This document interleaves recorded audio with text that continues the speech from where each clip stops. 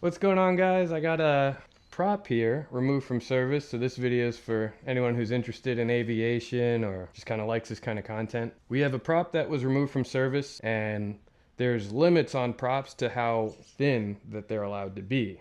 You'd measure, this would be station 0, the base, and then we can call the end of this station 40. This right here would be station 30. This width here, 7.148, is way too thin for what's allowed to remain in service and be used on the plane. So now this is going to be garage art. I'm going to strip it down, clean it up. I'll show you guys how you do repairs on these things for anyone who wants to see that type of content. And we have a couple little nicks in here that we can blend, so I can show you guys the general process we do to keep these props nice and pretty.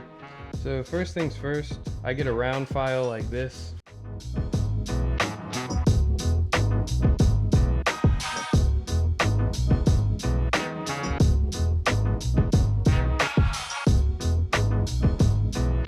So right now this is starting to get good, at least how I would like it. So now what I'm doing is kind of rounding the whole area off a little bit.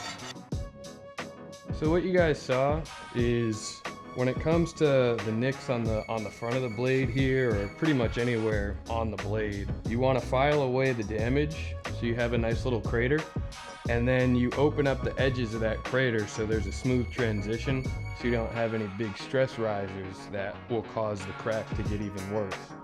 It's the same principle as stop drilling. Like if you are familiar with sheet metal, if you have a crack in sheet metal, you drill a hole at the end of the crack, and now that crack will no longer keep traveling along, wherever it was. Same principle, it's just slightly different process.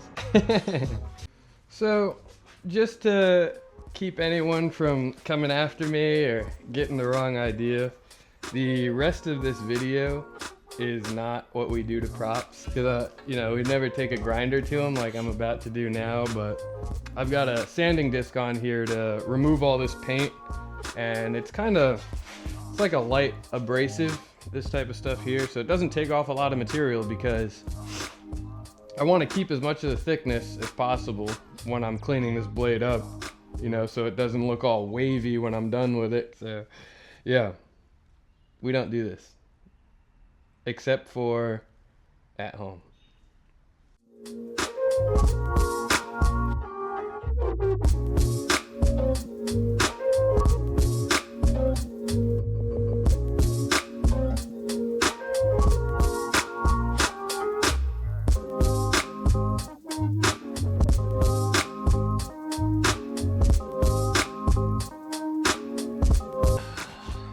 After a lot of grinding and sanding, we got all the paint off and have a nice clean surface to etch and prime and paint it black. So yeah, I guess that's the next step, but here it is, all prettied up.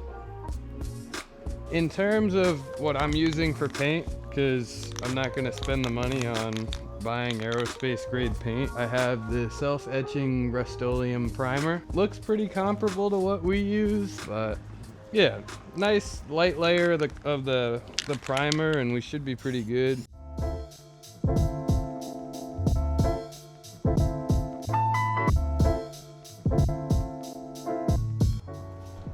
Seems all right. Seems a little cold. So far, this stuff seems decent. One thing I didn't show, I kind of did this off camera, was I just got a glass cleaner. After I did all my sanding and all that jazz to the prop itself, I just cleaned it down with some glass cleaner and a microfiber to get off all the aluminum dust and stuff like that, because you don't want that in your paint. Next, to keep things in the spirit of making it look OEM, black Rust-Oleum, kind of match what you'd normally see out in the field. Now that we have sufficiently let the paint dry, it's time to do our first layer of black paint. So yeah, wish me luck.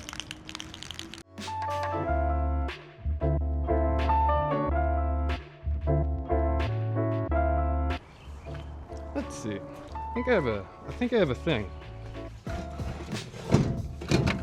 Aha! Look at this, because my little baby fingers are getting tired. I'm gonna try this thing out. See if this saves my fingers from being all sore or sad. Oh yeah, that's real nice.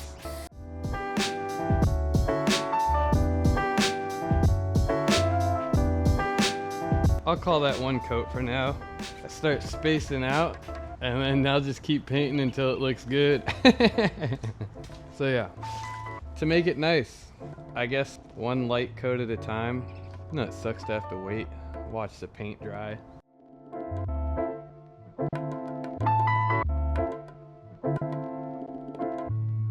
The Rust-Oleum paint handle gun ting.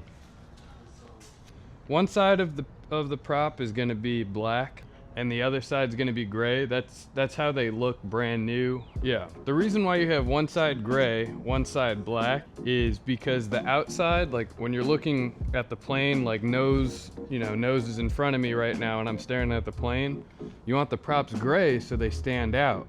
Pilot side, where they would be viewing the props, to be black so they don't get all that glare in their eyes.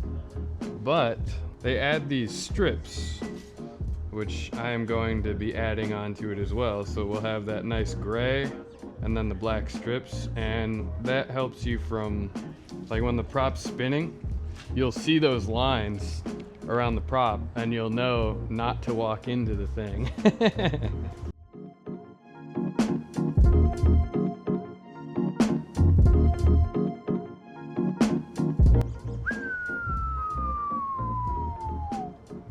Only thing you guys really missed, and I can do a little time lapse for you guys, is taping the prop.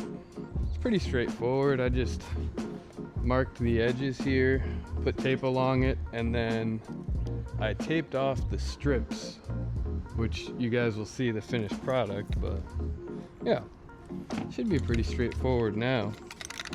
A little windy, we'll see if I regret this.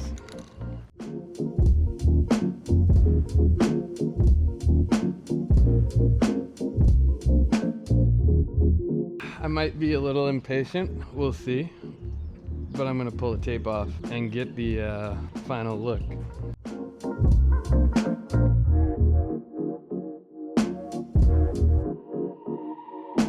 And there we go.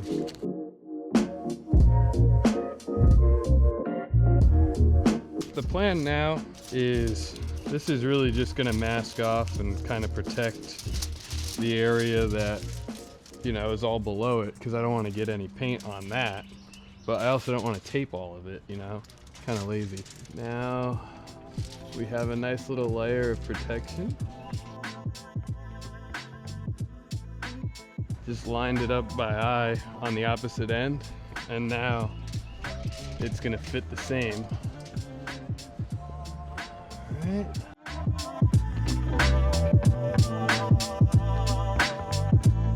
I think we're safe to pull the tape off now.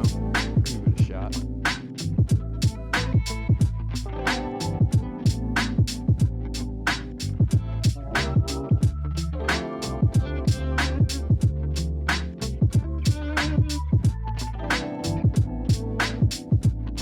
So there we have it, finished product. I think it came out pretty well, nice and clean. Could use a little touch up, which I'm gonna do. I mean, I'll spare you guys that, but if you guys like the content, please like, comment, subscribe, and we'll catch you next time.